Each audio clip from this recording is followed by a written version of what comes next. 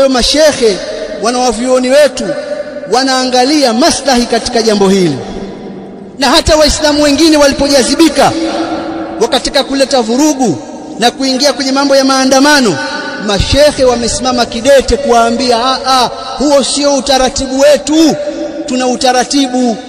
Kwa hiyo nyie msiseme tu hamzungumzi kuhusu haki, sisi tunapita kwenye mifumo kuangalia maslahi ya watu. Ndio utakuta sehemu yoyote ambayo kuna msikiti, kama kuna vurugu watu wamesalimika. Kadhalika walipokuja vijana wenye fikra za kikhawarij na mambo ya kigaidi, nyinyi mnajua, na madai makubwa ya vijana hawa ni masala ya uonevu, masala ya haki, masala ya hivi.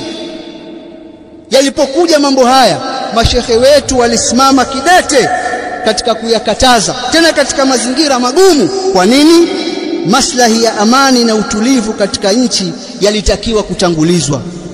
Mimi nawaomba hawa wanaosema sasa hivi ni watetezi wa haki na kwamba sisi waislamu hatuzungumzi haki, twazungumza amani, na waomba hawa watetezi, na bahati nzuri sasa hivi tuna watetezi mpaka kutoka nje ya nchi wanaokuja nchini na kukaa kwenye mahoteli ya kifahari. Tuwaomba watetezi wa haki, nyie ambao mnasema haki, ili tujue mnasema haki kweli, hebu pandeni na hoja hizi ndani ya majukwaa yenu, hata mara moja moja mseme hoja ambazo waislamu wamezitoa kama ni haki zao zilizodhulumiwa.